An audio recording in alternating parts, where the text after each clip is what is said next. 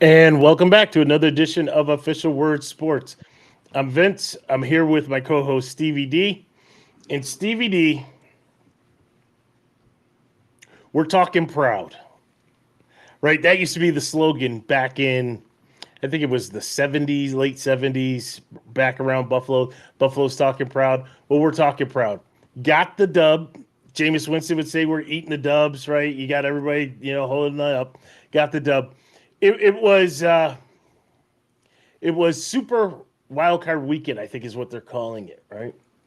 And I'm not gonna lie, Stevie D, and I told you this probably Saturday, Sunday, um, that all of a sudden the butterflies started, creeping in, and I got a little nervous, right? Because anything could happen. You could have a horrible officiating crew. You could have the weather, which certainly weather was not as much as a factor as people thought.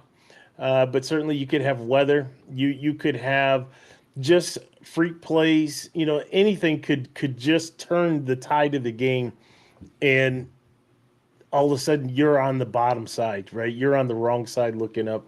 So I was a little nervous, and I think to Johnny, had to say, hey, well, we don't do that right now, right? We don't do that right Poor now. Johnny. Welcome to the land of OW sports superstitions, baby. So Johnny from the hangout spot, right? Welcome. Like you said, there are a lot of superstitions that go on between OW sports, whether it be during a Bills game or during a Jets game. Stevie D, I mean, there's some things that we go through, and if things aren't going right or we change certain things, we got to revert back. What was I doing right? What shirt? I've taken shirts off, right? I've taken hats off and put different hats on. I've changed what I'm drinking. Little small things that are Change the spot on the insignificant. couch. Gotta go to the other couch. Absolutely, absolutely. So we went through all of that, and it certainly was. I'll say it was interesting just to see how everything unfolded. I am so happy we came away with the W. There are a lot of things I want to talk about though in this game. Not some of the gameplay very happy with, and I'll go over some of that, Stevie D. But I do want to talk about the team that was on the other side of the field, whether it be George Pickens, whether it be the Mike Tomlin, whether it be the fan base for the Steelers, whether it be the announcers. I have a laundry list, right? I will say, my cousin who is a Steelers fan, he was the first to jump in and say congratulations. So he gets it. I appreciate it. Yes, to some of the others that I know that are Steeler fans that are out there who I have yet to hear from. I'm still waiting because there is a certain protocol. Yeah, I had somebody that said That protocol, I think, may have expired by now. it really has. I mean, I had one of them earlier this year said, "Hey, I need you guys to do me a favor and beat whatever team." So you wanted me to help you out, and then after we finished, no text to say, "Hey, congrats," and move forward. Come on, guys, you're better than that. You're better than that. But Stevie D, let's get the show off and running. It's a little different style. So what we're going to do, we're going to talk about, so that everybody knows, we're going to talk about the wild card game, kind of do a little recap of that. Certainly, we welcome any of our subscribers, followers, anybody who's watching, jump into the chat, right? Ask any questions. Your comments always appreciated. If you want to hit us up on Twitter or X, Instagram, through the Facebook chat, we'll be there. You can also go to the website, owsports.net, and you can actually, I believe it's up and running now, where you can even stream the podcast from owsports.net. So that'll be good. Also, a little bit of housekeeping. Stevie D, next week you will be on a little hiatus. And so Johnny from the Hangout Spot is coming in to sit in your chair. Some big shoes to fill. Hey, Alex. Alex. I wasn't sure Alex was going to make it. If I'm not mistaken, I think he was on a little family trip. So it's good to have you back in time for the show. I'm glad you did your family trip around the show. We always appreciate that, Alex. So thank you very much. Yeah, I'll be out. But you know what? You never know. You may get a comment from me live from the show. You know, you never know. You know, Jump in. That'll be great. That'll be great to I go Ken. from the fan side. I get that. I'll do some heckling or something. Oh. Thank you. Appreciate it. We need it all. We need it all. You know, it's interesting. It's interesting before we get into the game here, right? Is I wonder how many Jet fans out there, you know, typically for me, outside of the Red Sox, you know, in baseball, I'll root for my division, right? An American League team in the playoffs, in the World Series, if my team's not there. And I wonder how many Jet fans can get past the division rivalry and just say, you know what?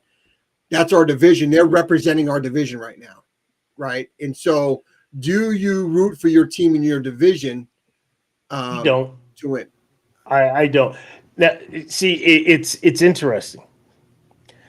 I don't have the same animosity for you and for the Jets. Not you personally, Right, but for the Jets. I hate the Dolphins and I hate the Patriots. Right. I could never root for them, right? Like, I didn't want Kansas City to necessarily win, but I sure I didn't want the Dolphins to win. Right? Exactly. So I mean, I was all in on the Chiefs this weekend. You thought I was a diehard Chiefs fan the way I was rooting against the Miami Dolphins this weekend. Well, you know, they always accept people on the bandwagon and, you know, off the bandwagon in Kansas City. I get it. So, you know, honorary. It was just honorary.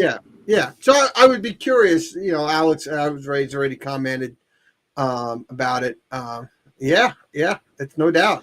We'll see how they do. We'll see how Pat does on the road. Yep. See, Alex, I think we're all of the same mindset, right? Those two teams are forever hated, right? And I mean, selfishly, and I'm rooting for your Buffalo Bills for you and for the show, right? Because it's good for the show. You know, it's the Buffalo Bills keep playing, right? It's always good for the show to have Buffalo keep playing, right? Yeah. So let's jump into it. I definitely would love to see.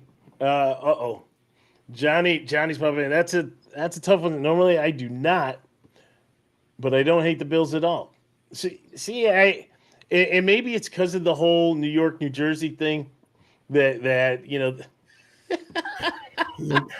You know, I have to have this ready, and that's shame on me. Okay, now it's cute and ready to go, and now I hit the button. I'm not going to use the button right now, but if you go there again, it's going. Yeah, maybe that's what it is. But in all seriousness, you know, we kind of have that bond. I know you don't like the Giants, right? And so being in close proximity there. But yeah, Giants are a much bigger rivalry for me than Buffalo because growing up, you had Giant fans around me, right? And so you just had that clash where, you know, Buffalo. And in fairness, Buffalo was not covered where I grew up, right? So when you're talking about Long Island, New York City, you know, in that area, they weren't covered at all on any of the local sports. So really, there was not a competition between the two. Smart man, Alex. Smart man. See, I knew I liked you, Alex. But Alex, would you root for the Rays? What? Legitimate question. In the division. That's what you asked. So as a diehard Yankee fan, would you root for the Rays? In the World Series, yes, I would. I couldn't root for the Red Sox. I could root for the Rays. I could root for the Blue Jays in the division. I could root for the Orioles in the division in a World Series. I cannot do the Red Sox. Can't do the Blue Jays. Well, you have different reasons on the Blue Jays because you guys almost became the Toronto Bills, right? You can say it. It's okay. Everybody knows it. See, I don't care how long it's been. I don't care how long it's been. I don't need to get that queued up. I'm just letting you know that finger's ready to go. Long story short, right? Yeah, that's for you, Craig. That's for you, Craig. Just by the way, because Craig is over here. You got to move over to the OW Sports, Craig, and bring your comments over there. So I said it for you, Craig, the Ravens fan and the Orioles fan, diehard Orioles and Ravens fan. Yes, I would root for you guys in the World Series. to represent the AL East. So, yes, just for you. But yeah, just so for those who, I don't know if you care for my hatred for Toronto, right? But after Ralph Wilson passed and before Terry Pegula bought the team, you had all these different people that were trying to throw their hat into the ring to say they want to buy the team. Toronto and the Labatt's group came up with this whole we want to buy the team, but we have no intention of moving the team to Toronto, which they flat out lied. And John Bon Jovi was part of that deal, which is why I do not like Bon Jovi. I wasn't a fan of Bon Jovi before, but now you were living on a prayer. Come on. I was. Well, that's from Young Guns, right? But now I've sworn off everything Toronto. I can't stand Toronto. And except for their beer. No, I don't even drink that anymore. Yes, that's how bad it goes.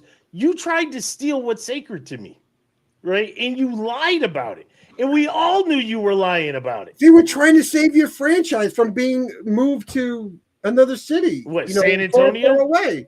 Go to San Antonio? Right. So you should be happy that Toronto was interested. Become the Clippers, like the Buffalo Braves became the Clippers.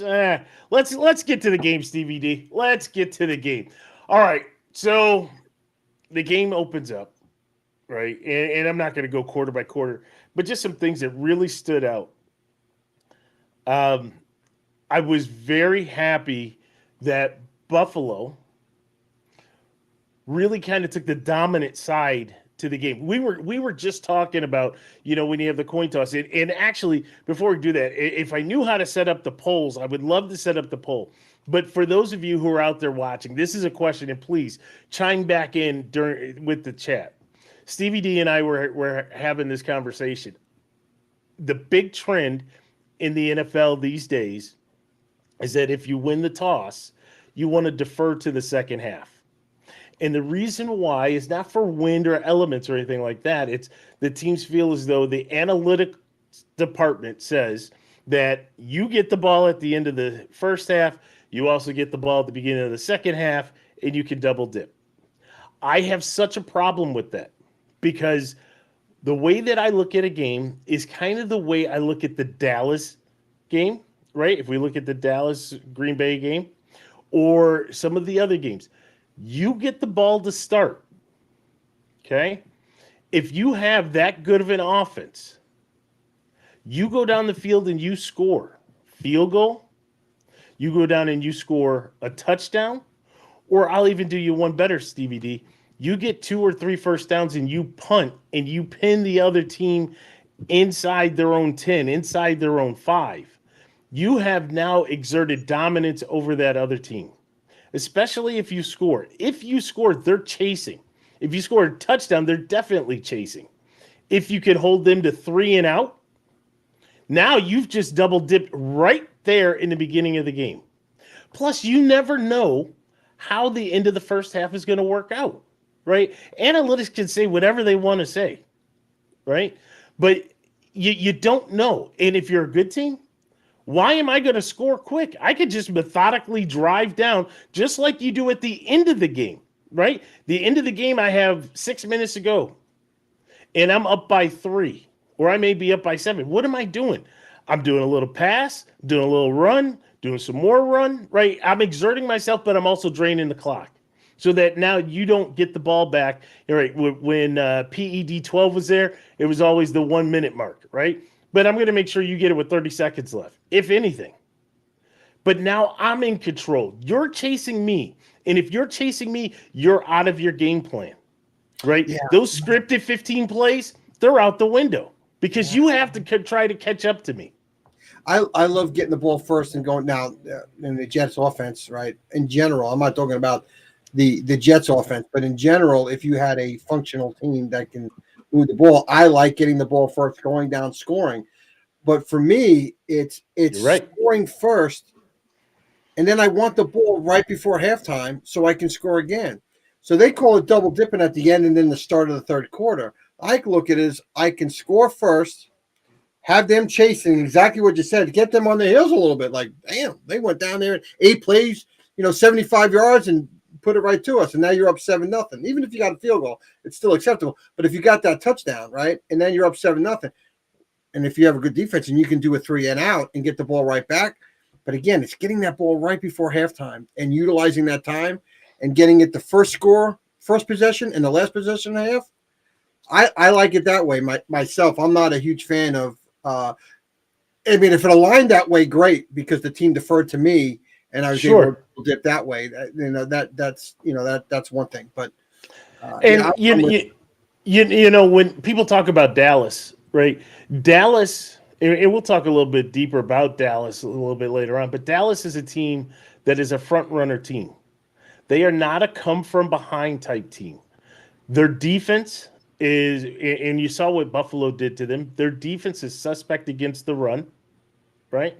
And so what ended up happening is that Dak would go down and score, allowing the Wares, the Parsons, the Blands to be ball hawks out there, to go after the quarterback, to go hunting. Right. I don't have to worry about a team establishing a ground game, because now I have to get those points, because lo and behold, if Dallas scores again, now I'm really in it. Right. And that's what happened in the Pittsburgh game, as Buffalo got up on Pittsburgh early and often, and really forced Pittsburgh into trying to play a game that they're not accustomed to. And in a way, they kind of stuck to it, and it really was their undoing. Let me tell you something. That interception in the end zone when it was 14-0, that was the play of the game. Hey, Terry. That interception made by who? Kaiir Elam. Oh, yeah. Number 24. But in fairness, when you think about that play, like, you were dominating up until that play, and they went down the field and they put himself in a position. So let's talk about some things that led up to that, right? Because you had Buffalo that had gone down and scored. They hit Knox for the touchdown there, right? Then you had the fumble by George Pickens, which was a legitimate fumble. And first play, bam. Did you hear people say that wasn't a legit fumble? Oh no, stand by.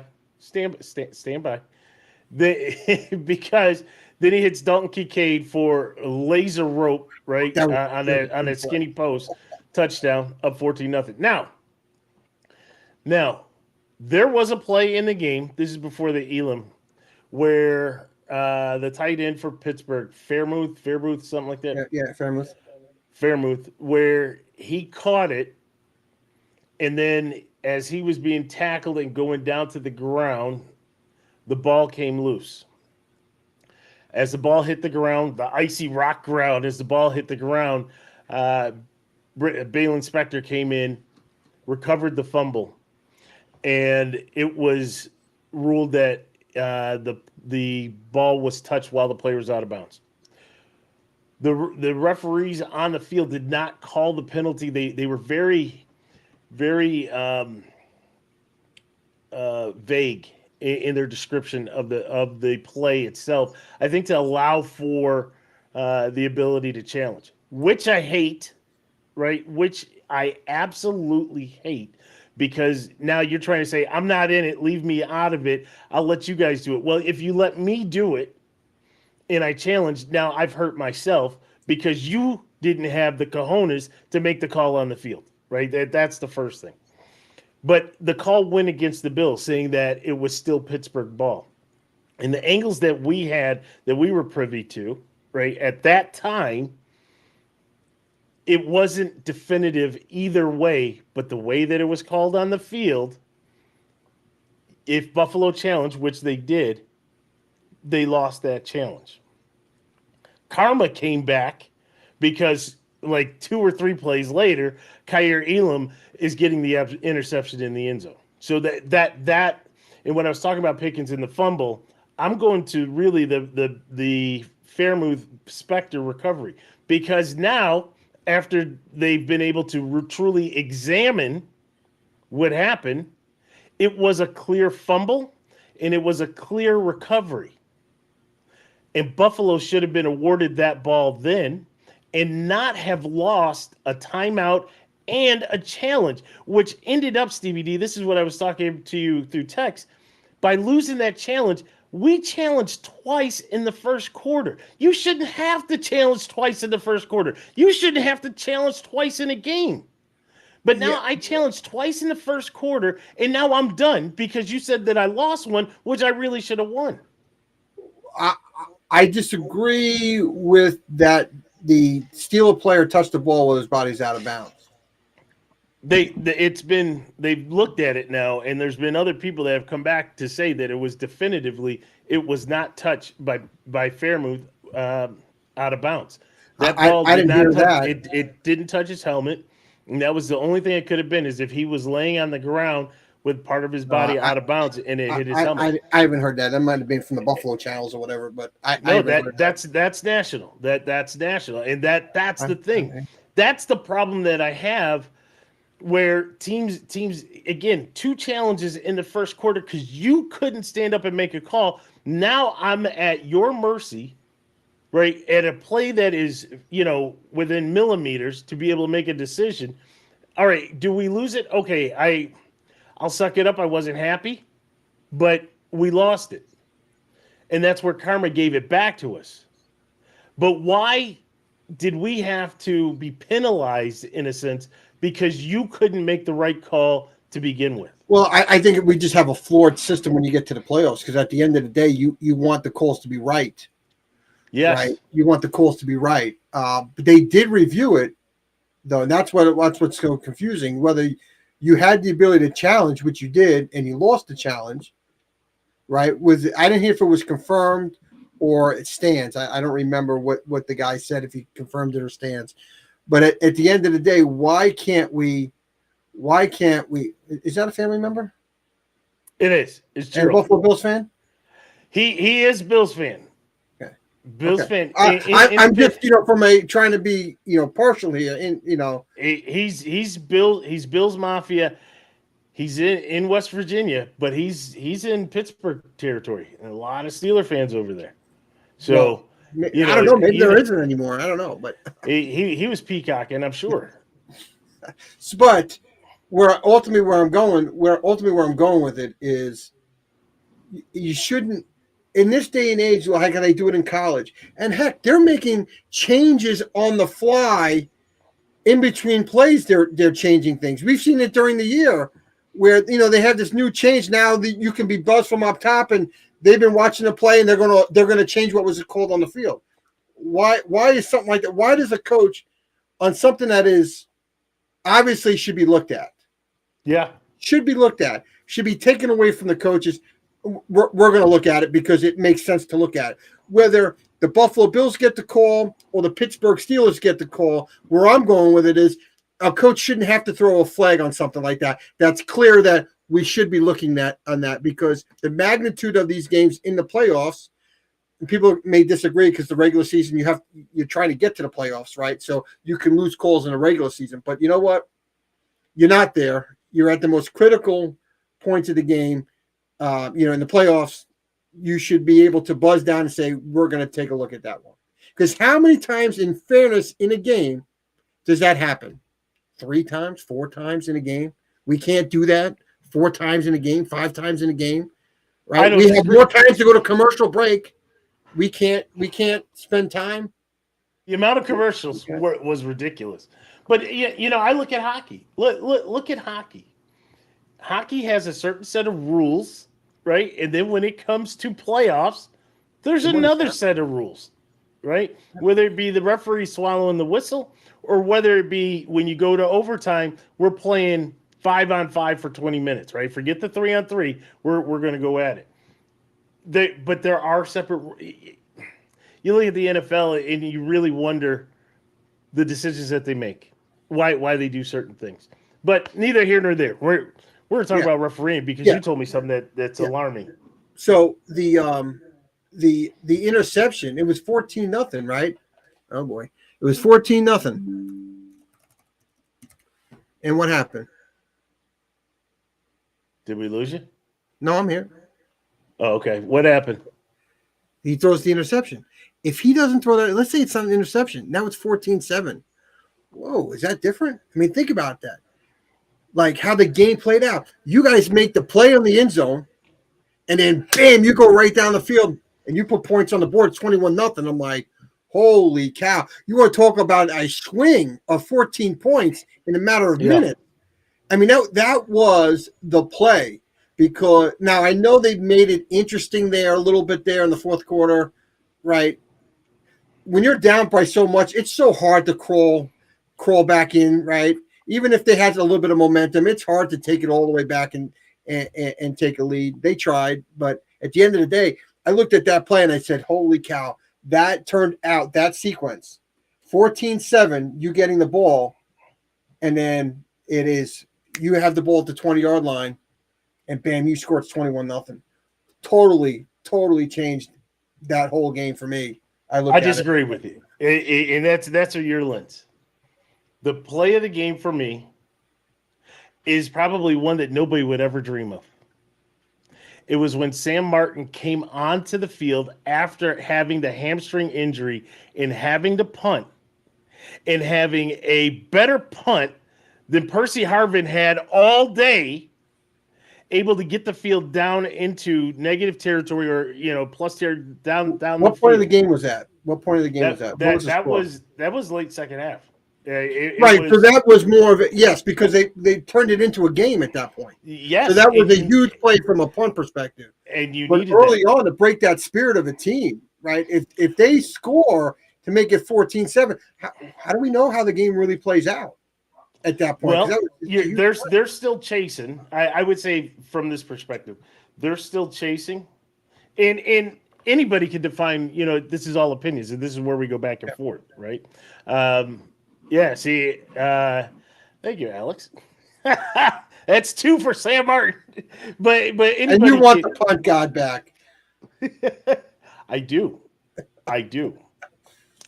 But, what could have happened, right? You could have found yourself in a situation where you had to go for it, right? Having to go for it if it's incomplete, no penalty called, something like along those lines, or even a short gainer. Now you're giving the ball back in plus territory. They only have to work half the field, right? You have forced them with a third-string quarterback, with a running game that only really was managing about 3 yards a carry. You forced them now to actually have to drive. That is huge, as opposed to being. Yes, that was a huge play in that game. In that point in the game, the way the game played out. What if they would have scored to make it 14-7 and the momentum swings on a turn because they got a touchdown and they feeling momentum at a 14-7 game? Again, big point in that game. I'm not discrediting the Sam punt, because honestly, I forgot about the Sam punt, how huge that was, right? At that point of the game, that overshadows the interception, because at 21-0, you're on cruise control at 21-0. All of a sudden, late in the game, all of a sudden you got a game. So you're right from that perspective. The Sam is a huge play. Because if he shanks that punt, yes, oh boy. But honestly, to your point, that's what makes the playoffs great, right? Because no longer is it either we'll find a way or next week will be better. You're one and done, and there are so many ebbs and flows throughout that game. So many plays that are pivotal plays, game-changing plays, right? You talk about the Kaiir Elam interception. Yeah, I get what you're saying. That is huge, right? That takes a 2-score lead down to just 1, right? Anything could turn it, and next thing you know, you're at a tie game. Another one is the blocked field goal, right? That led to the injury for Sam Martin, right? Huge momentum swing. That ball, I don't think I've ever seen a block kick go as far as that one did, right? That ball would not stop rolling, right? It was sliding like a bobsled, right? Just going right across the field and finally being recovered. Kudos to Martin, the punter, because we know that they don't really wear shoes, right? And that's probably half the reason why he pulled the hammy. They don't do that type of running, right? And then, getting all the way down there. Oh, so we want to talk about this. All right. So Ken brings up, how about the fake slide by Allen? Oh God, Ken. I got to be honest with you. I didn't see a fake slide. We didn't get into the Pittsburgh crying, right? That's coming later, but let's talk about it. Your quarterback is the king. The only reason why he's in the NFL today is because of the fake slide. Yeah, he's a Chiefs fan. He's not a Steelers fan, just so you're aware. Well, still, this is addressed to Chiefs fan. But this is addressed to that because that's all I heard this week, Stevie D. This is all I heard, how Josh Allen did a fake slide. No, he didn't. No. He did it. He did a stutter juke on Minkah Fitzpatrick. That's what he did. Yeah, that's right. That's right. It was a stutter juke. It was a juke. Yeah, yeah. He didn't go back. He didn't lean. He didn't do anything. Really, Josh Allen doesn't fake slide. He's going to lower his shoulder and try and knock you out. I mean, that's Josh Allen. And what he did, right? The good thing he did is he didn't hurdle. Right? Josh was smart to say, there's ice out there. I'm not going to hurdle. But think about this. I don't know. They say the Pittsburgh defenders thought he was going to slide. I think they thought he was going to slide, and they let up. That's that knowing the player. Because if you knew the player, he's not sliding. He's not sliding. No. But this complaint comes from the fan base. And Craig goes, evidently hit a nerve. Didn't hit a nerve, Craig. It is the entire Pittsburgh, and you should appreciate this, the entire Pittsburgh fan base that hit a nerve this week. And we're going to talk about that. But neither here nor there. They're crying, right? And let it be, all right? Stevie D, we go through the game. Some other things that I said, and this is one of them, right? The Josh Allen run was phenomenal, right? It reminded me of Michael Vick a little bit, right? In the playoff game, I think that was Minnesota, where Vick went through and you had two defenders colliding. Well, Josh almost had four guys colliding as he goes through, right? It's just like, now Josh is taking off. Josh doesn't have that type of speed. They said he got up to, I think, 19 miles per hour. To get onto 19 miles per hour in that kind of field, it was awesome. It was awesome. Right through, got the touchdown. But the biggest touchdown, Stevie D, was the Khalil Shakir touchdown that really put the game away. That was a heck of a touchdown by that young man. Once again, Minkah Fitzpatrick missing a tackle, right? This is now I understand he's coming back from injury, but this was their vaunted key piece, especially with Watt being out, right? This was the guy that was going to save him. Almost went down, but able to stay up. Second time this year that he's been able to spin out of a tackle and be able to take it to the house. You know, dodge a few guys, gets in the end zone. I'm going to talk about this play now. Again, it goes to Steelers crying. I had some Steelers that were crying about Josh sliding, some Steelers that were crying about Connor McGovern's hit on Joey Porter Jr., saying that it was a cheap shot. It wasn't a cheap shot. It was a bad penalty. I'll be the first to admit it. I can call my team out when they do bad things. I can call my coach out when he's not coaching right? That was a penalty, but it wasn't a flagrant type penalty, right? It wasn't Draymond Green. Didn't he run up from behind or something? Was that he did. He did. He was blocking from behind and all that, right? He didn't get called for the penalty, by the way, right? He will get hit from I'm sure from the fine. He'll get fined for it, right? I don't even think he'll get fined for that, right? I don't think he'll get fined. But he should have been penalized. I'll be the first to say you should, and I'll tell him if he would listen. If you see the name tag on the back, you don't push anybody, right? It's just common sense, right? Shouldn't have done it. That was risky, right? And there's nothing to gain out of that. But that wasn't dirty. Khalil Shakir is running into the end zone. And a Pittsburgh Steeler jumps on the back like he's getting a piggyback ride from Stephon Diggs. What in the world was that? What, you were going to just jump through Stephon Diggs to get Shakir to tackle him at the goal line? That wasn't going to happen. And what could have happened, right? Look at the size, right? Diggs is not a big guy, right? He's not like your defensive lineman or your offensive lineman to carry somebody like that. What happens if he crumbles? What happens if the knee goes sideways and buckles? That, to me, is dirty. He wasn't looking at you. He wasn't expecting that. And you jump full mass onto his back. That is dirty. No penalty called on that, by the way. But that is dirty. The McGovern is just stupid, right? You see the man's name, you don't do it. But again, we're talking about Steeler fan, right? And Ken, Well, yeah, I think most you lit it fan up. bases. We're going to talk later. What's that, Stevie? Yeah, I think most fan bases though they'll look at a play and they say, "Well, that's a dirty play because it happened against their team," and they look at it from a lens, right, and not But they're look at the bigger blind. deal. They're blind, and Steeler fans are over the top now. And all right, so let's wrap this one up. This game, I sent you a text. We may have won the battle, but may have lost the war, right? Because I was watching the amount of players go off the field and backups come on. And again, I have been very hard on McDermott, but I want to give McDermott the kudos that he deserves.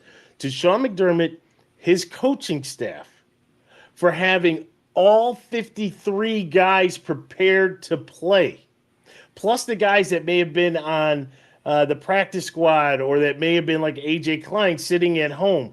These guys had to come in and play. AJ Klein's DVD had to play. Yeah, You did not expect that. But when you lose one linebacker and then a few minutes later you lose another linebacker, you're looking down, you're like, you ever see you texted me. I was like, "We're gonna have to move a safety at linebacker." You were talking about it like that. You ever see the commercials or remember you're picking up teams, right? And I'll draft him and I'll pick him and I'll get him. And then there's the fat kid at the end of the bench. Yeah, It's just waiting. I'm not calling AJ Klein fat because he was not. But he's that guy you look down and you're just like, right? Because he's not ready. Right, But right. He probably can get hurt. He's more susceptible to get hurt. You know, his hamstrings or muscles not ready to go full speed in a game because you haven't had the. I mean, it took Fournette 5 weeks to sniff the field when they signed him as a running back, right? Yeah. It just took time to get you in game shape. It's hard. But he came in and he balled out. And again, kudos to McDermott, kudos to the trainers, kudos to the assistant coaches, and kudos to the players for being ready, right? Next man up. You never know when your name is going to be called, right? I even saw DeMar Hamlin running around trying to make it. Yep. And so all these guys were there. Now, does that mean that Pittsburgh is the same as Kansas City? No, I'm not saying that at all. Yeah, Kansas City really doesn't have wide receivers that can catch outside of Rice. I see. Shots have been given. Those statements and comments that you heard are explicitly that of Stevie D. I think the Buffalo Bills are just going to run away with it, and they're going to do all of this. I got to take this off. They do not represent. I'm surprised I didn't get gonged again. I'm surprised I didn't get the beep. No, because I got other things going on. Alex is saying it was questionable. I think he was talking about the hit.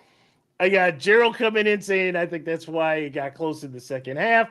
I think referring to the injuries. Well, I totally agree. I think when you're down that many, when we talk about depth, right? I mean, you still showed amazing depth because you won the game, right? But you get to a certain point, you can get to the second, the third string. You get past that third string, you don't know what you're going to get out there, right? It's a different game. Alex, are you in our pre-show meetings? Because I have that written down, and I'll just leave it up. You are absolutely correct, right? As we get through everything. What did they shovel? I didn't see anything out of that stadium. Let me tell you. Absolute 100% kudos to those that went. I'm not going to go to the negative. To those that went there to shovel the stadium. When they did the aerial view, obviously the fans didn't do this part, but I saw the parking lot. The parking lot was clear. I was like, wow, right? They really got that in. And then did they use the dump trucks and get the snow out by the big trucks? Yeah. And pull it out, or they had mounds? They pulled it out. No, so I think there were some mounds, but really they were putting it in the trucks and they were rolling it away. But, when you look at the aerial shot, it looked clean, right? And then when you looked at the aerial shot of the stadium, it depends what view they gave you, what time, because I was a little worried when I saw some. I'm like, all the report was that the night before, early morning, they were doing just the aisles to walk down to get to your row. good luck what was on your seat. Good luck finding your seat. Right? I think I was telling you, I may have had, row JJ. It looks like this is row JJ sitting in the front row. Right? But what Bills Mafia, what those fans did to clear it out, the fans that worked together. Now, I still don't know what happened with all the snow that was on the seats, right? I'm still trying to figure that one out. If anybody that's watching went to the game, if Joey or anybody, if you can kind of let us know, because I saw some pictures of people using some of the mounds of snow as cup holders for their beer to keep the beer cold. I was like, oh, that's ingenious, right? Now we like to do a lot of drinking at Buffalo, so these are things that are constantly going through our head. How do you keep the beer cold? So, but yes, absolute 100% kudos to Bills Mafia, to the entire team, right? I don't want to single out one player like a Josh Allen or Khalil Shakir or Dalton. I want to say all 53 because everybody played a pivotal role, except for Latavius Murray. Everybody played a pivotal role. It played a pivotal role in that, right? And, there was a play to Andy Isabella, which, if the throw is there, he's gone, right?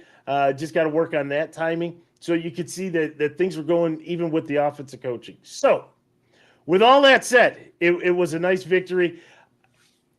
Even though I didn't want to get too hyped up, Stevie D, I think with about 6 minutes to go, you said, looks like you got this one. No, I saw what you were doing. Oh, no. I think once you got that ball, it wasn't. There was nothing there.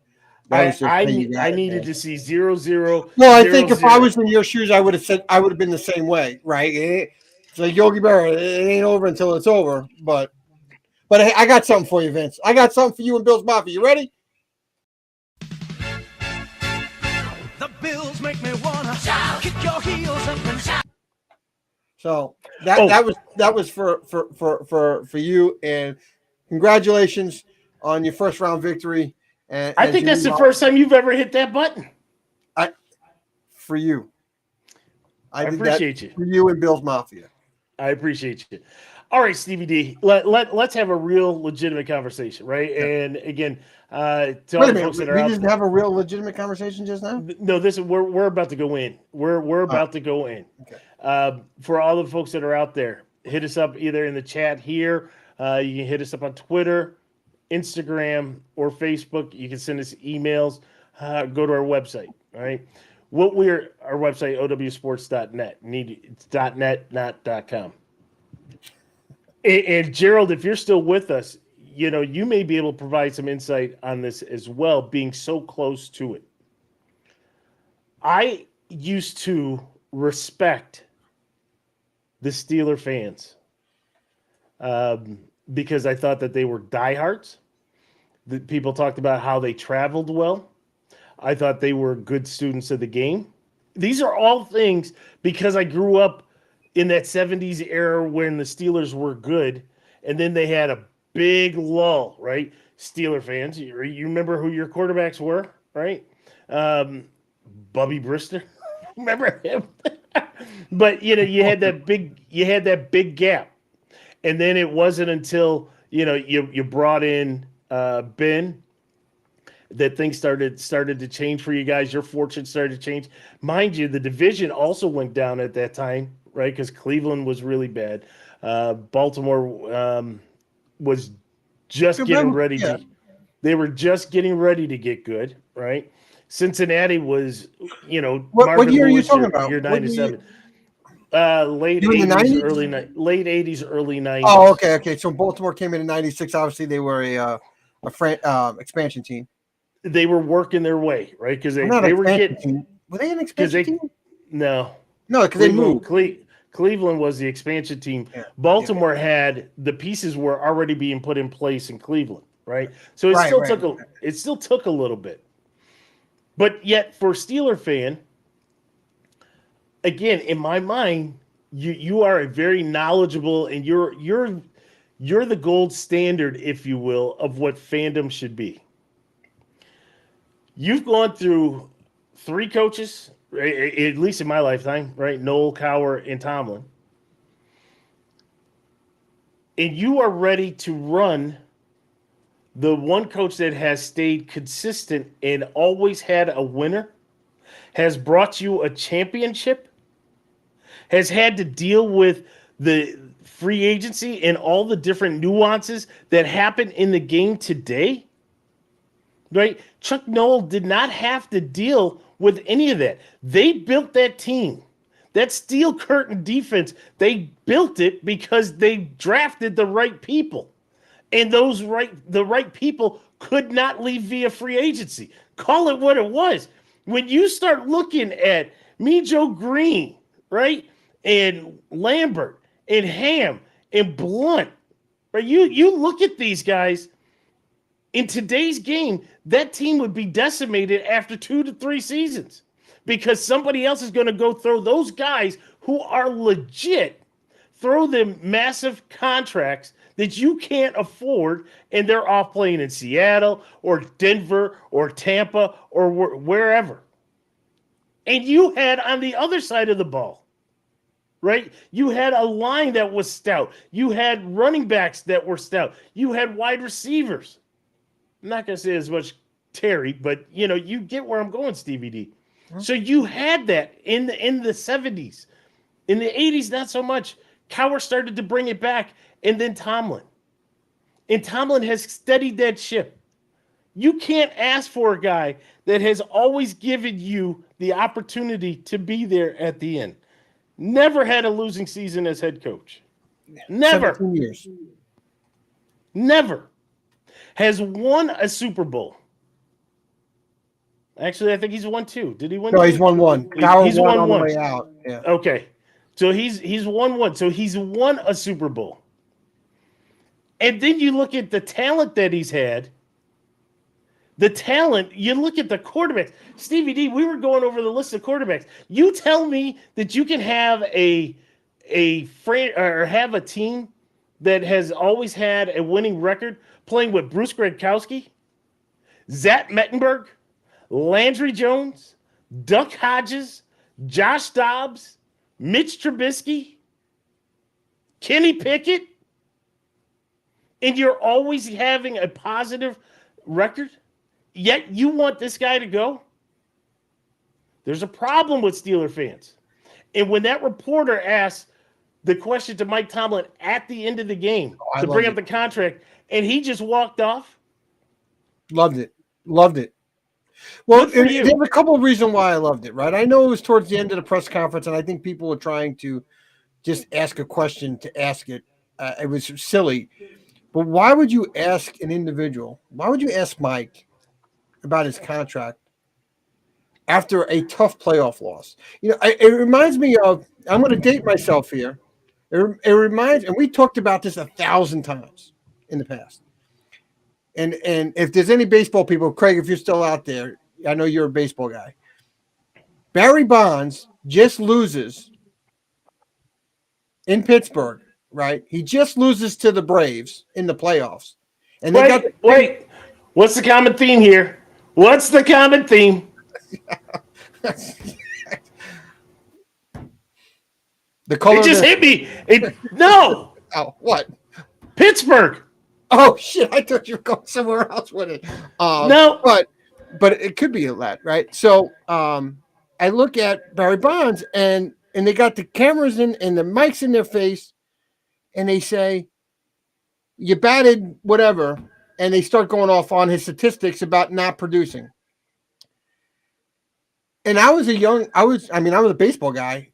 I mean, that was 92, so I'm 17 maybe.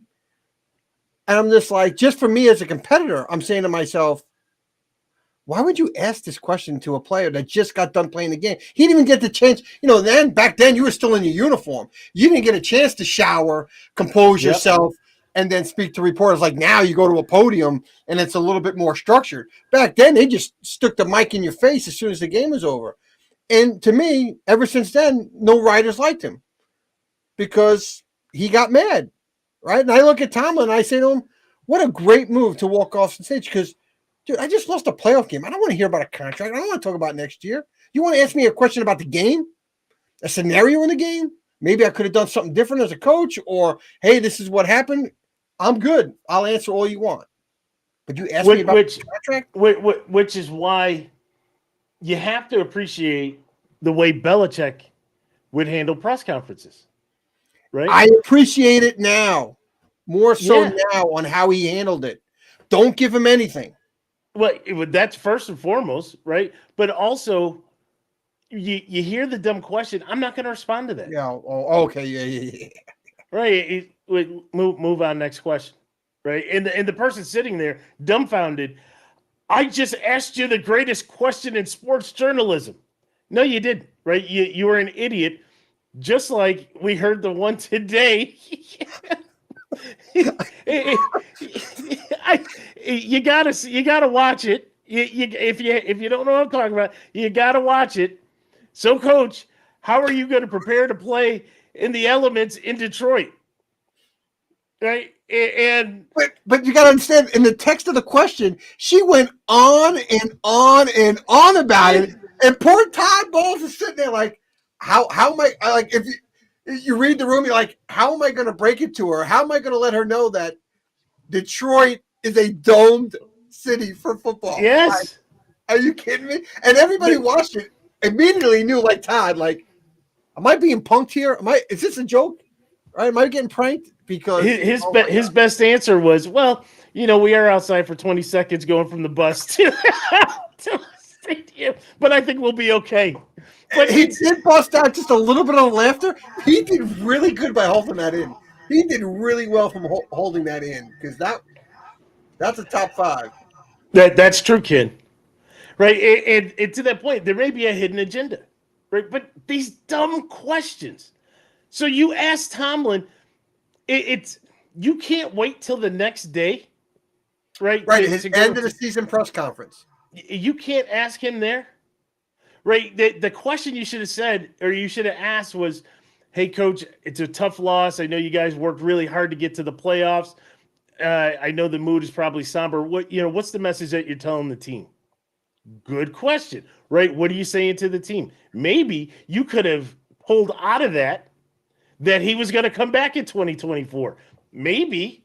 So you didn't have to ask the dumb question and have him walk off, right? You could have inferred from his response by asking a different way, a different question. Poor journalism. But I digress. I don't want to go too far in that. First of all, they're trying to run one of the winningest coaches, a guy that can really challenge for Don Shula's record. You're trying to run him out. Then you have, how do I want to put this, Stevie D?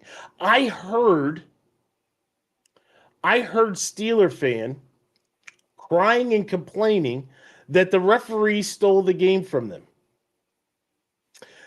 I saw George Pickens throw his helmet saying that the referee stole the game.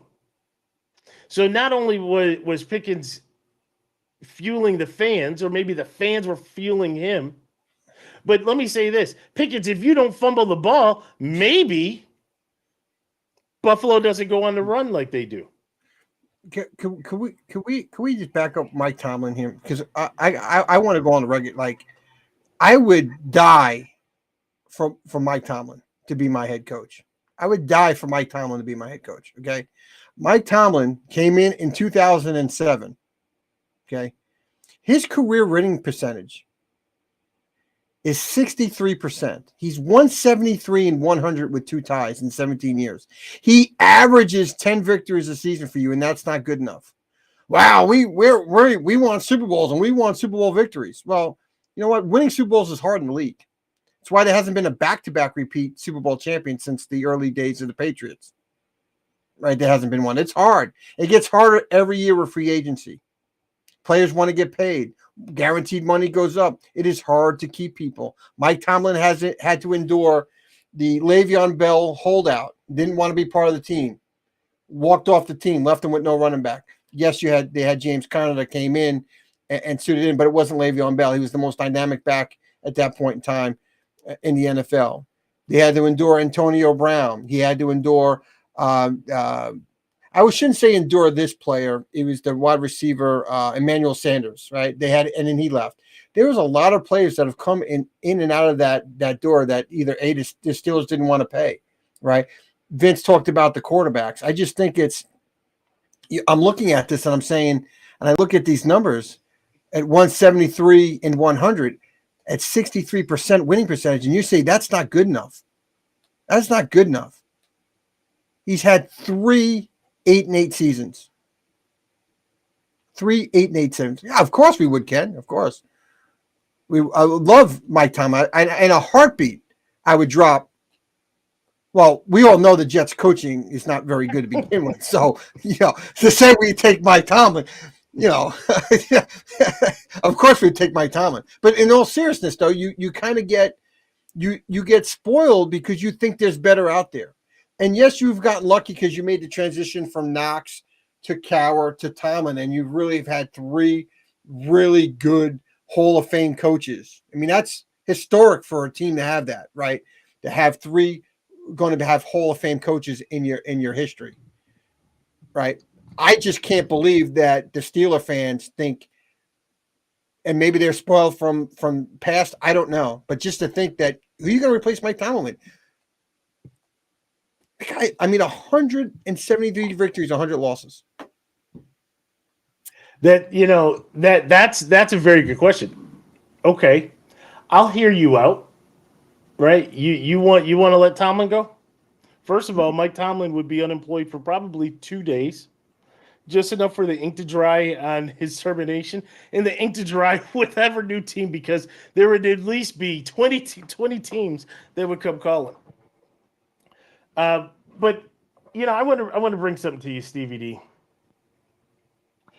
And I'm not big analytics, right? I'm not a big analytics guy.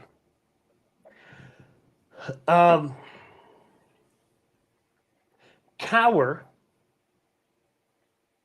had 3 losing seasons. Right when he took over, I think most of them wasn't most around. No, 99. No, it was 98, 99, and 2003. Right. When you look at something like that, right?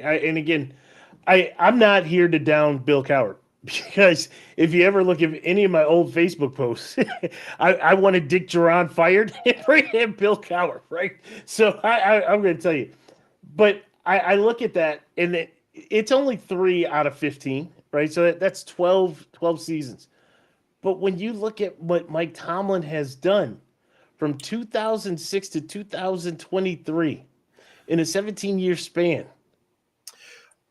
Put that up in the history, right? Belichick is probably one that has had a longer streak than that.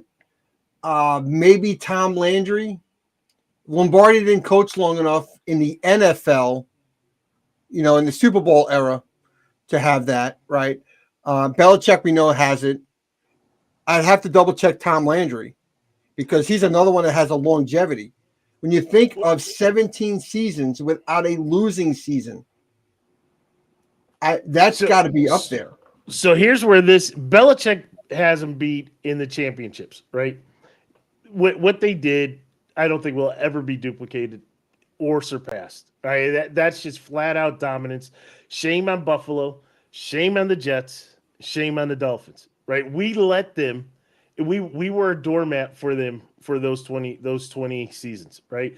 None of us united and said we're taking down the evil empire. None of us did. Right? We'd have one of us who would rise up and try to do something, but never really have anything. Belichick, in the beginning of his coaching career, it was abysmal, right? It was abysmal. And it's hard to draw these comparisons. Where I was going to go, and I think I may change my mind, is that Tomlin, a first-year head coach, think about this, never been a head coach before, stepping in for Bill Cowher, and has never had a losing season. You and I talk about, right, and we brought Johnny from the Hangout Spot on this, right, that a lot of times these first-year head coaches have got to get fired so that they can take a step back and realize where they made mistakes. How can they improve? And then usually it's that second go round that they really take off. Not for Tomlin. How do you hate on a guy like this? But there's more to it, Stevie D, with Steeler fan. The entitled Steeler fan, right? Always thinking that the calls should go their way, thinking that they're going to assert dominance. You're thinking that you're going to assert dominance with a running game that has not done anything for you at all this year, with a backup running back that actually replaced your starter, right? Najee Harris was your starter, but he wasn't getting it done until late in the year. But you want me to think that he's going to do something? Are you blind to everything that goes around outside of, what is it, the 412? Everything that goes around outside of that area? Because you are. You think you're entitled to everything. Good, your Penguins won stuff. You stole Sidney Crosby. You weren't supposed to get him, but they felt bad for you because your team went bankrupt. That's what happened, right? And so now you want to talk about your football team. Your football team is a good football team, right? We all would love to be the last team standing at the end of the year. It doesn't happen. But let me tell you, I would trade that, not my last 5 or 6 years, right? But prior to my last 5 or 6 years, I would trade where you have been for anything. Yeah, I think any organization that's been down, right? Jets for 13 years. The Browns had trouble for how many decades, right? When you're down, you're a down program, and you're foaming at the mouth to get a coach, a legitimate coach in there that can win. And what I like about Tomlin, he is so legit and authentic. Tell you how it is. He doesn't sugarcoat it. I love that approach in a coach, right? And I do too.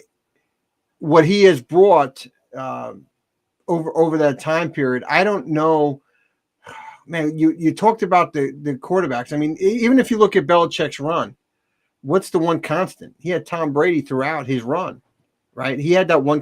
The 1 year he lost Brady, I'll give him credit with the Matt Castle year. They went 11-5. Didn't make the playoffs, but they went 11-5 with Matt Castle, and I give them credit for adapting and winning 11 games without their starting quarterback. I have to give Bill that one. But really the theme throughout was that they had Tom Brady. And when you look at the Steelers, everybody said, well, he had Ben Roethlisberger. Yes, he had Ben Roethlisberger to a point. But how many years did Ben Roethlisberger get hurt? Charlie Batch had to come in, right? And relieve him for X amount of games. So it wasn't like you had Ben every game. There was some years that they had Ben was down multiple games, right? And it does take quarterbacks to make a head coach special. I don't think any coach would be in the Hall of Fame if they didn't have a quarterback. Sure. Right. That quarterbacks really make you into a Hall of Fame coach. Joe Walton's bus, I don't know how he got in there. I can't even believe you used the word Hall of Fame and Joe Walton in the same sentence. What's even more impressive that I didn't bust out laughing with it. I can't. You kept it. I was confused. I'm like, did you just say Joe Walton? Am I just hearing things in my head? But if you look at the last few years without Ben, even when Ben was getting old and he wasn't the same player, they still won 9-10 games. He was still the noodle arm. Had a chance. He couldn't get the ball. He couldn't get the ball out there. Right. So I just think he's so underappreciated in Pittsburgh. And you know what, Mike? You don't need him. Okay? Leave. Come to the Jets. Right? We'll appreciate you here. All right? Come to the Jets. You're just jealous because we could be in a position to get Mike Tomlin. Yeah, I know. Let's craps the bet again in 2024 because we all know he can't coach. I saw what you were trying to do. 1 year left and he's gone. You tried to do that early. I think you may have gone over Johnny's head at first because he's not used to you. But oh man, I was setting this whole thing up. JETS, Mike Tomlin. Come on, baby. Let's kind of go around the rest, and then I want to kind of close talking about the Kansas City game. We saw what happened in Dallas. Right. Dallas. You remind me of Stephen A. Smith over there. I mean, Dallas. he was cracking up. Dallas. Dallas is getting roasted, and I think Craig just sent back a little earlier during the chat that they reported that McCarthy's coming back. I think I got that from. There was some chatter and I saw out on the internet that he was planning on being safe. Yeah. So I mean, surprisingly, I'm really surprised. That means his feelers that he threw out, he got a negative Ghost Rider. Nobody wants to coach for Jerry. Why? Why would you? You'd have to be desperate. And I think Mike was desperate to get back in the game, and he's taking all of that. Yeah, I mean, hey, look at what he had. He had Jason Garrett, right? Yeah, Mike McCarthy. Yeah, Jerry. Right? Doesn't want to go through the whole Jimmy experience, right? So you look at Campo and everybody that's gone through there. They always, were basically just the figurehead to Jerry really handling things.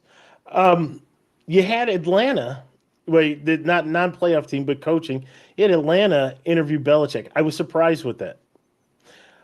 What surprised me of that one was why? Unless you're trying to go to a division where you could stack some wins. 9 wins is you're right. Boy, you're gonna be a king.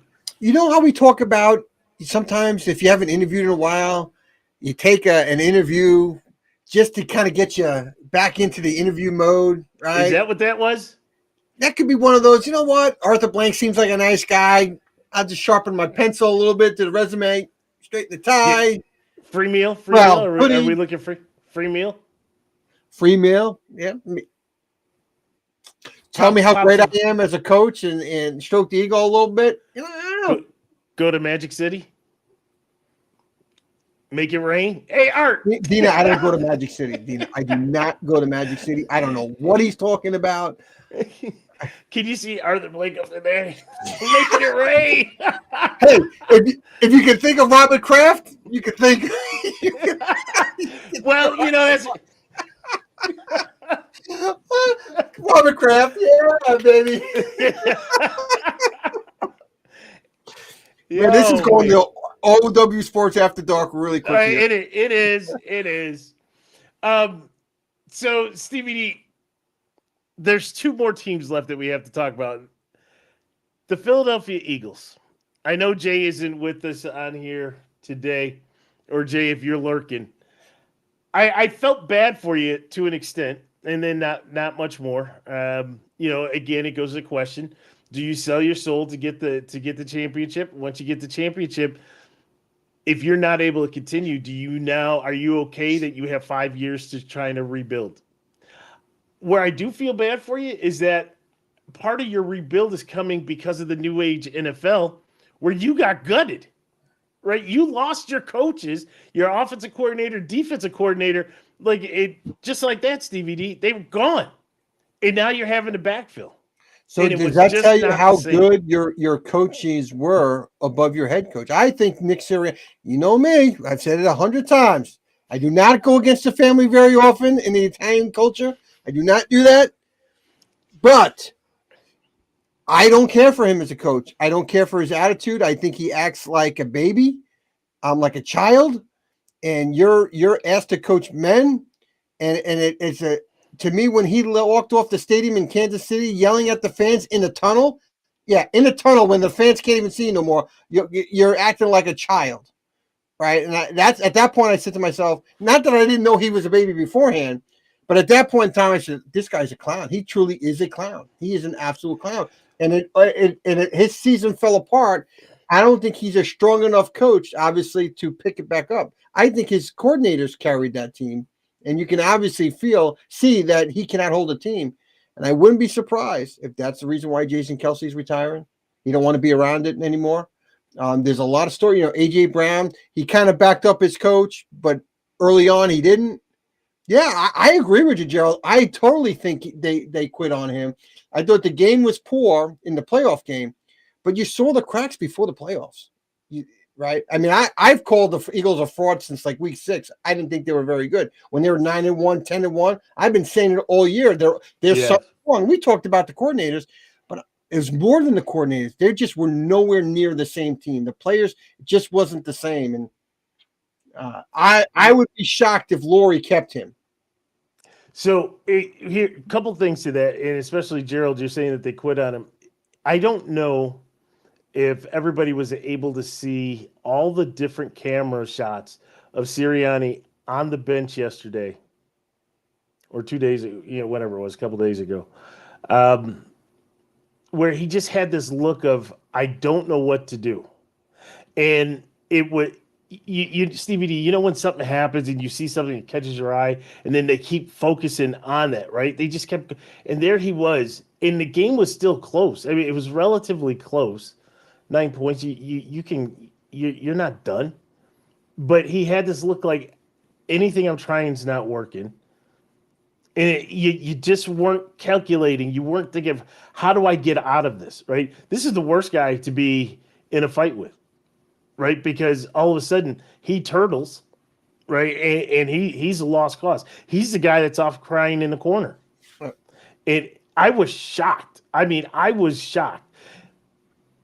There should have been first of all, we knew what the game plan should have been, and they didn't execute the game plan with that. It should have been DeAndre Swift left, right, opening it up for Goddard, then going to Smith. They decided they were going to go Quez Watkins, go Smith, and just chuck it. And you, again, played right into the hands of Tampa. Tampa brought that. Let me tell you, Tryon, I don't know, Joe Tryon, I don't know his other last name. He has been basically invisible until this last game. He was all over the place. He was absolutely killing Jalen Hurts. And if your quarterback is under siege like that, why are you still telling him to drop back 5, 7, which then Jalen would drop back an extra 5 or 7 because the rush was getting to him? But I will say, is it poetic justice to the tush push? It's over. That potentially the last tush push that we saw got stopped. Yeah, and now they have it out there. And what it is, you have to get underneath the center. You have to be the first one on the ground in that whole thing. Now, we talked about this. Actually, we talked about this before the Bills game. The Bills did it, but they didn't do it the same way the Bucs did it, right? If you remember, Linval Joseph dove and kind of did a Superman and laid so that Kelsey couldn't get under him. They still got it. But that's, to your point, you get lower than the lowest person, they can't crab you, and there you go. But now with Kelsey retiring, I don't care if you're squatting 600. If you're not moving the pile, you're not moving the pile. Yeah, right? I think the whole tush push is going to be a discussion in the offseason. Because it is, nobody's gotten hurt, thank God, but it just looks like a very dangerous play, the way the bodies go down and by the knees. You want to talk about knee safety, you're crabbing right at my knees. And linemen can be multiply engaging on a defensive lineman. Right? I'm more worried about paralysis because they're tucking their head just like that. And the lineman, and that could be very dangerous. Yeah, absolutely for the lineman. Yeah, absolutely. Yeah. Okay, that leaves us to our last game, Stevie D. Unless there's anything else you want on Sirianni, because I know you like him, and he's Italian, so that even more you like him. It really breaks my heart to talk about Italians in that fashion. I'm not going to lie. It really bothers me. What if he came to the Jets? No, I couldn't take him. Nope. No. Nope, don't want him. Even if he's Italian. Nope, don't want him. All right, so let's go to the last one. The last one was in your neck of the woods. I think that it was a balmy negative 10 degrees on the field. And let me tell you something. Ken can absolutely give you the beer story cans. I'm sure Ken's got a story or two with the beer cans at Arrowhead this past week. I don't know if you saw those pictures of the cups frozen like that. And I saw a Miller Lite that was foaming out and the foam froze. And there was a picture. I was like, what is this? Right. I saw Andy Reid, not to get too graphic, but I saw Andy Reid with his big walrus mustache, and it was frozen. That was disgusting. It freaked me out to look at it. I gotta be honest. I have to say, yes, it was disgusting, and the worst image that you could put up there, because Andy Reid was not drinking anything. It was too cold to be sweating. So what else, Stevie D, could be dripping and freezing? Why would you show me that? I mean, I guess thank goodness that he's kind of got goldish brown hair because I didn't need to see all that. But Ken did reply, it would freeze when you open them. Yeah, Ken, I saw the picture, and somebody had cracked open a Miller Lite, and it was coming up, and it was like came up and froze. I mean, literally, Stevie D froze, and I was like, "What is this?" Yeah, there were some really good photos that the fans put of their drinks online on social media to show what the minus 24 was like. No, thank you. No, thank you. See, Kid says our beer coolers are warmer than outside. Yeah, no, could not do it. Could not do it. But we go from tailgating to inside and with a play on the field. I truthfully, I did not think that Miami stood a chance, not because of the weather, right? I really do I kind of hate when they say, well, you got a Florida team going up north or, what have you. I don't think that really matters as much, right? First of all, you're professional athletes. These guys that are on both sides of the team are from all over the country, right? You got guys in Buffalo that are from Miami and from California, Texas, what have you. You got guys on Miami that are from Wisconsin and from Buffalo and what have you. Yeah, but what I'll say is I agree with what you're saying because you're used to playing all over and you have road games throughout the course of the year are cold. I think the Chiefs being able to practice all week long outdoors in that cold weather, your body gets more acclimated than when you're practicing in 70-degree weather in South Beach, and then you get on a play. Whose fault then? The coaches should have came up north. Should have rented out somewhere to go and practice in the north, knowing you had to deal with that. No, I agree with you on that. Right, and I thought Tua, and I thought Tua's body language before the game, hiding in the coat, in the hat, where I thought if he was moving on the sidelines, pumping up his team, showing that the cold does not bother him instead of hide, because every drive he went back underneath. Yes. And his look on his face, he didn't want to be here. It looked he was defeated before the game even started, in my view.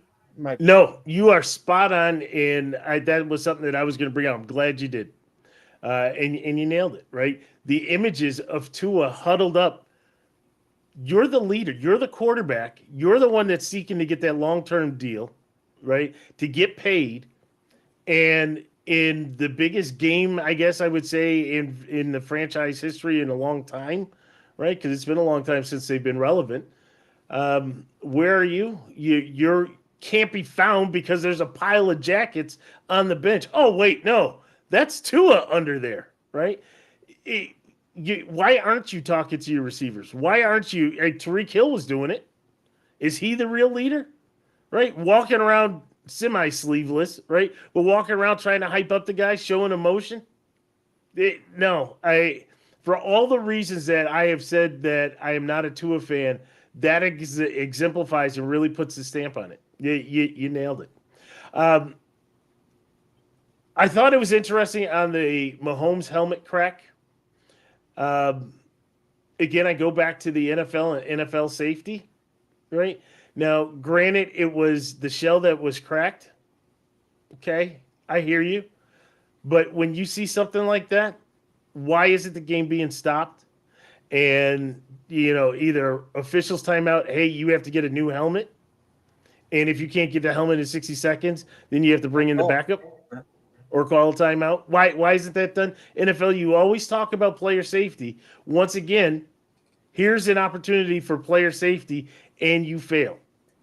And, just watching that and seeing that, it really makes you wonder, Goodell, the dog and pony show that he tries to put up with the fans, he tries to put up with the media. At the end of the day, you really don't care about the safety of the players. The other thing, when I look at the Kansas City Miami game, you had you still have an issue from the Kansas City offensive perspective. And I really was going to segue and transition this into the defensive side, especially when I talk about Buffalo, Kansas City. But offensively, it really is a one-trick pony. Now, yes, you had a standout game, and everybody's lauding what the rookie wide receiver was able to do. Yes, I'll give you that. But at the end of the day, it all runs through Kelce. It all does. And anytime somebody has a standout game, they're getting tape. There's going to be adjustments, right? Instead of not having to worry about anybody, right? Now we have, we got this rookie that, we need to take care of. I think he's going to be special. I really do. I said it early in the season. I think he's going to be special. He's the only one, and it looks like Mahomes is developing some level of confidence and continuity with him. But right now, it still is the Travis Kelce show. In Kansas City, you need to be worried about that. You have to be very worried about that. One, Travis Kelce is nowhere near the same player he was a year ago. Whether it's age, whether it's Travis Swift, the Taylor Swift effect, something is off with Kelce. Yeah. And sometimes it's just a bad year, Stevie D. Yeah, and age could be it, man. He's played a lot of miles. There's a lot of miles on that body. Think about the Kansas City run, right? What this is the 5th year in a row now, right? That they have. He's added a season to his life, right? Exactly. Look at all the extra games. 2 games here, 3 games there, 2 games here. Next thing you know, right? That's that extra season. And so, and sometimes things are contagious as well, right? Bad play. Whether it be MVS or whether it be Tony or whether it be whoever, right? You almost have to take on that additional burden. And maybe, just the body isn't handling it. But we'll see. You brought up Tony. Hold on. You brought up Tony. Tony was a healthy scratch, right? They've been trying to pump this kid up, but he was a healthy scratch. You have receivers that are a premium there in Kansas City, and you have him as a healthy scratch. Did Mahomes have something to do with that and said, look, I don't trust the guy. I don't want him active in a playoff game. I don't know. He's saving it for this week. But the one thing I will say for Miami, I never make excuses for Miami, but Miami was beat up. They were severely beat up. In fairness, they were beat up, right? I mean, Chubb, Phillips, they had some secondary. Howard was done. You had one of the safeties. Yeah, one of the safeties. They were banged up. And what would have been there defensively? I don't know, right? But all we know is that the offense had one play, and that was an underthrown ball to Tyreek Hill for a touchdown. Right. That was the only play they had. Right. Spags in this defense, they showed up and played. They balled out and did what they needed to do to stop it. But at the end of the day, they could have been healthy on defense. I still don't know if they would have won that game because it all goes back to Tua and what he couldn't do. They're coming at you. They do, but you had to, right? You're bringing in Melvin Ingram because you're losing Phillips. Oh my God! When he had to go back in coverage, I was like, oh my God. He was running like an old man in that coverage, right? You could tell that he just wasn't in real game shape. But injuries, right? You dealt it with AJ Klein. You just talked about with Buffalo, right? The Dolphins had to do that with Melvin Gordon. And yeah, so I'll leave it at that. They went out, that's a rough road though, Stevie D. When you look at the Dolphins, right? You're up 3 with I think 5 to go. I think it was. We caught you, and then you're out in the first round. That's tough. No tears here. No tears here. All right, Stevie D. We've talked about a lot here today. I do want to kind of talk about the Chiefs game. So we ended on a note with the Chiefs. Let's go into it. You have the Chiefs-Bills game. Let me just go straight to go to the slide here. So, keys to the victory, Stevie D. First and foremost, welcome to Highmark Stadium, Kansas City Chiefs and Patrick Mahomes. For the first time in Patrick Mahomes' career, he will be going on the road. He will be leaving the confines of Arrowhead at Gia or Gia at Arrowhead. He's going to have to be going on the road to a GEHA. They get very offended out here, especially the company. It's GEHA Field, not Gia. It's funny out here. You can't. It's GEHA. Sorry. I think they should change the name. Make it easier on all of us. But this is the first time non-neutral site game in the playoffs for Patrick Mahomes, and really for a lot of the Kansas City Chiefs players, right, that have been on this run. And so I say to Bills Mafia, take advantage of that home crowd again, right? Once again, let them know, let them hear you, right? Let them experience having that crowd, having to go to silent counts, right? Not being able to get plays off, having to rely on timing. This is all things that we can do besides throw snowballs at them on the sidelines. These are all things that we can do to really put our fingerprint, to put our stamp as Bills Mafia on this game. I go back, let Josh play his game. Stevie D, we saw what happens when Josh plays his game, right? You're looking at a guy, 250, 3 touchdowns passing, 1 rushing, right? Setting all kinds of records from a total touchdown in a season or in a game type of, type of statistic, right? Getting up there in total touchdowns with some of the, with PED 12 and Drew Brees, right? So some of the bigger names that we've seen in the sport. This guy, his name is up there with them, right? And if it's up there with them, let him play his game. We have to control the Chiefs' run game, Stevie D. I'm not really worried about Edwards-Helaire, but it's that kid Pacheco, right? He's a tough runner. He is an annoying runner. He's an annoying running back, right? Because he just runs in, keeps moving his feet, like they tell you all the time, right? To keep moving your feet, and then next thing you know, he pops out and he's taking off, and he's not slow taking off, right? He's gone, and we have got to control that run game. That is huge in this, and really limit the options for Mahomes. And then, forget about, now you're going to talk about the 13-second game. Forget about week 14. That to me, Stevie D, that's the biggest one. Yes, you won the game 20-17. Yes, there was controversy, but it's only controversy because your guy did something that everybody was upset that he did, right? Talk about Tony being offsides. But forget about that. Forget about the game plan. Let's create a new, and I'm talking to you, Sean McDermott. Let's create a new. Let's look at the team, the way they took the field over the last 2 to 3 weeks. Right, let's see what they did last week. How did you beat down on that Miami defense? Right, and let's get in there. Let's slow down Mahomes. From an offensive perspective, don't worry about what you did there to go up 20-17 to win that game, Stevie D. Josh Allen is in a different place. Joe Brady is in a different place. James Cook is in a different place. Khalil Shakir's in a different place. Stephon Diggs is in a different place. You now have a healthy Dawson Knox and Dalton Kincaid.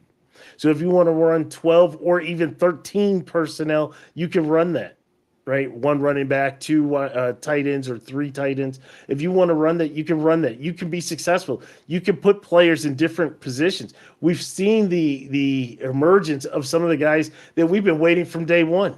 Right, Trent Sherfield saw the remarkable catch that he made. Right, we've seen Deontay Hardy. Andy Isabella is up because of Gabe Davis being down. Andy Isabella almost had a play that went to the house. Right, it was just a bad pass. Timing was off. But you have these different pieces that you really didn't have in week 14. Now you have them. Right, let's be creative. Let's use them. What to watch again, Khalil Shakir talked about that. Big one here, Stevie D, injury replacements. And while I talk about the injury replacements, you look at the injury report. Oh, my goodness. Every time I look at this, my head hurts, right? I'm not worried about Josh. He was a full participant. But you got Christian Benford, right? You got Benford's out with the knee. Or at least right now, did not participate. Terrell Bernard with the ankle did not participate. Gabe Davis with the PCL did not participate. You had Terrell Dodson, limited participation. Now, this was a veteran rest. Micah Hyde was a full. Taron Johnson, this is the concussion. The good thing, though, that he said with Taron Johnson, though, Stevie D, is that he was able to be he was able to have a designation of a limited participation. Oh, so then meaning, he's good. Yeah. yes. So that's good. Yeah. Sam Martin, we already know they've replaced Sam Martin. Von Miller, Veteran rest, but he's nowhere to be found anyway. So does he really need the rest? He needs more reps than anything. right? Yet last game on Monday is the first time I saw his number close to the quarterback. And you couldn't take down Trubisky. This led to a penalty because you couldn't take down Trubisky. I don't know if you remember the play, Stevie D. Von Miller gets in there and has Trubisky lined up and pushes like he's playing two-hand touch, pushes, or not Trubisky, I'm sorry. I'm trying to think of Trubisky. Mason Rudolph. He pushes Mason Rudolph, who then just falls backward but stays on his feet. Now, Von, where you went after that, I have no idea. But Daquan Jones and Ed Oliver then come in, and then Oliver gets hit for the personal foul for roughing the quarterback because he hit the helmet. If Von would have tackled him, then there wouldn't have been the penalty. So the first time we see your number, even in the remote vicinity of a quarterback, you still can't do anything. You're killing me here. All right. Taylor Rapp, who was out because of the calf, he didn't participate. And Balen Spector, another linebacker, he didn't participate. Again, this is where I start to get nervous. It's Wednesday going into Thursday with that injury report, and there's a lot of DNPs in it. Now, I'm not talking about the vet rests. That's a lot. So the only thing that I would say tomorrow is going to be the pivotal day, right? Because we played on Monday. Right? Oh, that's right. You're off. Yeah. You're off a day. Yeah, I forget about the Monday game. You're right. Because on a normal week, it would be different. Yes. Right. Tomorrow will be interesting. Pre-snap penalties, right? Just kind of go through this real quick. Pre-snap penalties. We know that Spags is going to blitz, right? It's what he's going to do. It's going to be blitz. And so it's all about the blitz adjustments and the blitz pickup. We've got to get that done. And then control Travis Kelce, right? Sometimes it may seem easier said than done, but this isn't like the Gronkowskis with the Patriots. This isn't the Kelce of the past where you had other weapons that you had to be worried about as well. You control Kelce, game's over. Right. Game is over. Yes, Douglas appears to be back. Supposedly, Gerald, they said that he could have played in the Pittsburgh game, but more than likely he'll be playing in this. Got to throw a little love to WVU there, right? And then, Gerald says if we get Dotson back and Johnson cleared, I'll feel better. Right? I'd rather be 100%. It seemed like we were trending in the right direction, and all of a sudden you come up to this game and you got player after player after player going down. The good thing is that nothing major or nothing appears to be major. So, just looking at this, Stevie D, I think the biggest thing, and again, I implore Bills Mafia. You did one heck of a job getting the stadium ready. We talked about what you did. But more than anything, we need you out there to be as loud as possible and to put your thumbprint on this game. You have the opportunity, right? You look at what happens in Seattle. You look at what happens in Arrowhead, right? These are some loud places to play. And it makes it very uncomfortable, whether it be in the first quarter or whether it be in the fourth quarter, right? They make it uncomfortable. Oh, I don't think you have to worry about that. I think your fans are wanting Kansas City in that building for so long for payback. Oh yeah. Yeah, it's going to be rowdy. It's going to be rowdy. I do believe that. Yeah. There's blood coming down. So can't wait. I'm curious to see how the Chiefs are going to respond in this game, right? On a first road playoff game in a hostile environment. This is not the regular season. It's a different crowd. It's a rowdier crowd. It's a more thirsty crowd because it is the playoffs, and it's going to be nuts. And how do they handle that adjustment? How does Jawan Taylor and Smith, the tackle, handle it, right? How do they handle it? So to Bills Mafia, I got a bit of bad news. Stevie D had reported this to me. Oh, yeah. Sean There is a segment before we go I want to talk about officiating, but you please bring it up. Perfect segue. Yeah. Because Sean Hockley will be calling the game. So if you don't know about Sean Hockley, the Chiefs are 3-0 this year when he refs a game, and the Bills are 0-1. Can you guess the game that you're 0-1 with Sean Hockley roughing that game? Can you guess? Vince, you got to know the game. That team is 5-0. 5-0 when he refs their games. Yeah. The Philadelphia Eagles. Yep. So it's not the best official, the referee to mark the game. But here's what I want to go in general in this, and it's going to be quick. The playoffs are supposed to be the best of the best of officiating. The games on Saturday were awful. The missed calls on big-time plays on pass interference calls or calls that shouldn't have been called, and the obvious calls that they missed was an embarrassment to the league on Saturday. Now, they missed calls on Sunday. They missed calls on Monday, right? It definitely wasn't perfect all weekend, but there were some big plays that they missed on in the Saturday games, and it's inexcusable that you're supposed to have the best of the best. And honestly, I thought it was like a regular season game the way all these games were officiated. I didn't see the best of the best this weekend. And these are all new teams. I don't want to hear that they're new teams, that just because you don't have your crew in the playoffs. We take the best and we mix them. That doesn't do me any good when you're missing call after call after call, right? And it's not life and death, right? It's not. But when you have a fan base that's invested as much as these fans are paying for the games, whether it's on TV, at the stadium, your memorabilia you buy for. I mean, this is like family members, right? You're all in, right? And the passion, just listening to you, the passion of talking about your team, right? All the Bills Mafia has that passion. And to have calls missed, and these are supposedly the best of the best, is incomprehensible that they cannot get it right even when it comes to the playoffs. I don't want to hear that it's a new team. A penalty is a penalty. It doesn't matter what crew you're on. You're watching the play in front of you. Is it a penalty or not a penalty? And how do we have non-pass interference calls that are blatant pass interference missed?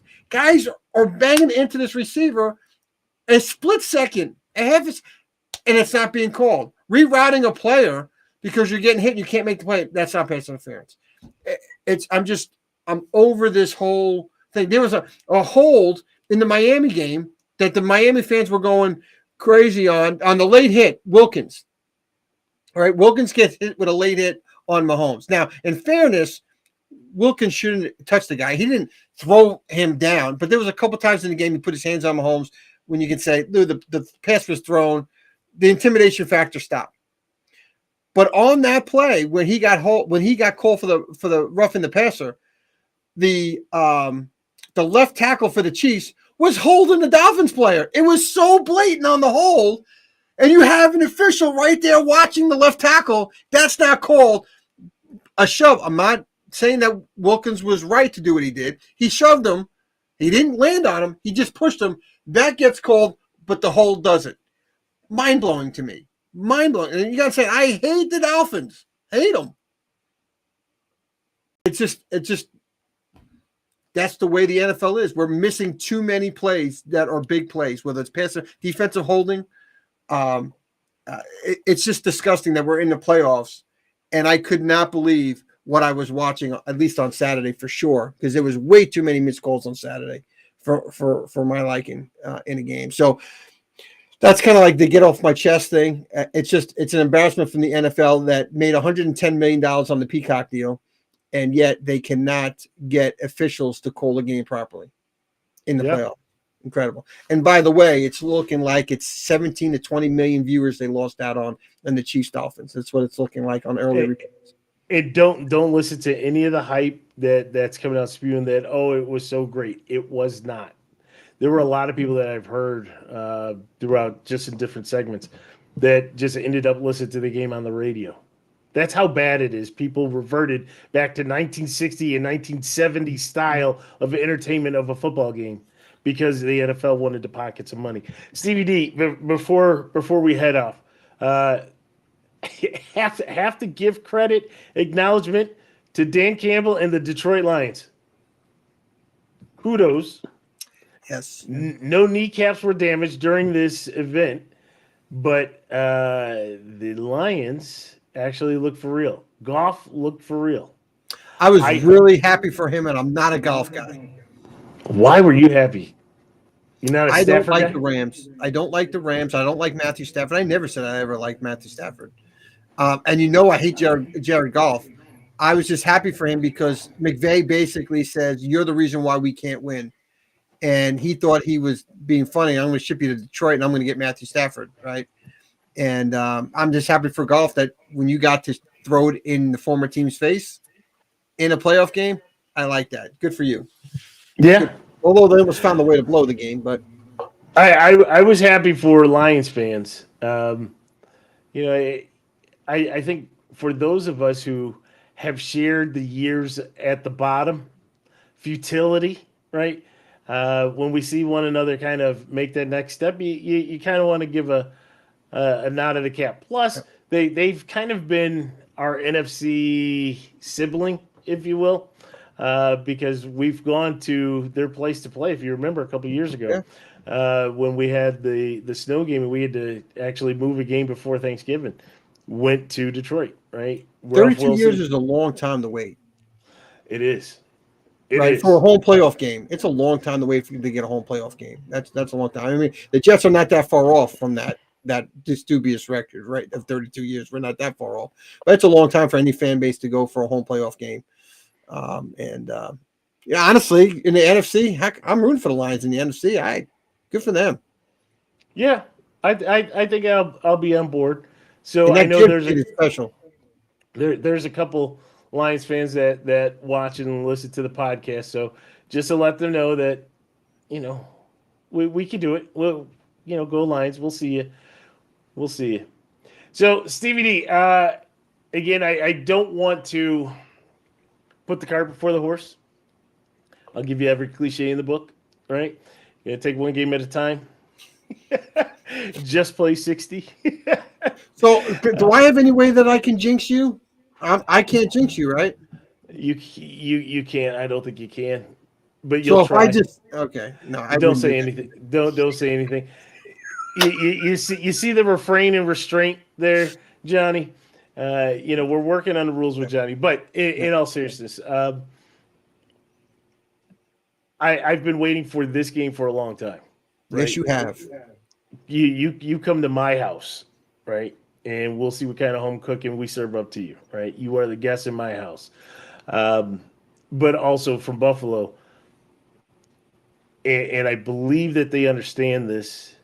I mean, I just, I not to get emotional or anything like this, but I remember the picture of Stefon Diggs standing there watching that team celebrate, right? That was the AFC Championship game. Watching that team celebrate, watching the confetti come on the field, right? I remember the picture that they captured of Josh sitting on the bench as Kelsey catches his touchdown in the corner of the end zone in overtime to rip that out of your hands, right? I remember these things. I remember our former co-host that we had, JB, right? Getting all excited, and there's nothing you could say, right? But it's always in your house, right? That field was always slanted. Now it's going to slant back the other way. In Bill's Mafia, I asked that you slant it this way, right? Have them just, buried in the ground. By the way, Stevie D, where's the glue? I was going to reach out to Sean, but with such short notice, I wasn't sure if we were going to be able to. I'm surprised the glue didn't reach out to us. He knows when we go. We stand on business 8 p.m. every Wednesday. Well, yeah, where's the glue? Hey, again, could he be falling into the same trap as the rest of the Kansas City fans? Wow. I'm just saying, just throwing it out there. You know where we are. We don't move. We don't change. Well, now I'm going to have to get on. I'm going to have to reach out to Glue and say, hey, I won't be here next week, but we can still set it up. Just saying. There's no need. There's no need. That'll be past tense. We'll see you when you come back to Highmark Stadium during the regular season. Wow, back-to-back visits. Can you imagine that? What in the world is going on? Thank you for Miami for folding so that we could take the division and get that home game, or else we would have been playing Denver. 2 home games. 2 home games. Pittsburgh, Kansas City. Because you got the 2 seed. You got 2 home games. No. I'm talking about with Kansas City. Next season, we play Kansas City at home. Oh, okay. Because you got the division. Because Miami allowed us to just take what was rightfully ours, then we got to play Kansas City. Yes, Miami, and to all the Miami lovers out there, I did say we took what was rightfully ours. Right? We let you hold it, right? You know how they have the Stanley Cup and they let the fans touch the Stanley Cup and then they take it back. Yeah, Miami, we let you hold that AFC East title. Let you think that you were getting something, and then we snatched it right back from you, and we pushed you back out to sea. Football gods, please hear me, football gods. He's just having a moment with the Dolphins. Don't take it out on him against the Kansas City Chiefs. All right. we're gonna let this go. But no, it was fun. Thank you to everybody who participated. A lot of participation from everybody, right? And I don't want to leave anybody out, but a lot of participation. We thank you for your comments. Thank you for the interactions in the chatter. Keep it going. Remember, go to our website, owsports.net. owsports.net. You can reach us on any one of the socials that are out there, whether it be X or Instagram. And I think we're going to TikTok. I still feel dirty going to TikTok. It just doesn't feel right. I don't feel like an adult. Hey, maybe we'll bring back MySpace, right? If we go back to MySpace, I'll feel okay, right? We're not on MySpace, just to let everybody know. We're not there, but we are on Facebook. We are on YouTube. We are on Instagram. We are on Twitter or X. And then, of course, you can go to our website. But again, this has been a lot of fun, Stevie D. I hope that our next show is just as much fun as this one was. I hope that we have the same participation. Now, next week, again, we got Johnny sitting in for you. Johnny, be careful. I'm going to let you know now, and maybe we... Oh, God. I don't know. What if game? What if? I'm just saying, Johnny. I feel for you to sit in, and if it doesn't go as expected, oh God, it may be okay. It may be okay for him. He can just put the headphones on and just sit back and get a drink, right? And just sit back and relax, right? Otherwise, maybe I'm popping some champagne, and if things really work out. That could be the third game if things really worked out. But that would take C.J. Stroud to do probably what would be deemed the miracle. Let me tell you something. I don't believe in the term miracle. I look at it as if Mark Sanchez can go in and win 2 playoff games as a rookie on the road, C.J. Stroud can do it. He can win a game on the road against Baltimore. Okay, well, you heard it there. Craig, you heard that there. So, I'm just saying it could happen, Craig. I'm not saying it will happen. I'm just saying it can happen. But that's going to wrap it up for my co-host, Stevie D, for Johnny at the Hangout. Make sure you check him out on his YouTube channel. And you'll be seeing him next week. I'm Vince. We'll talk to you soon.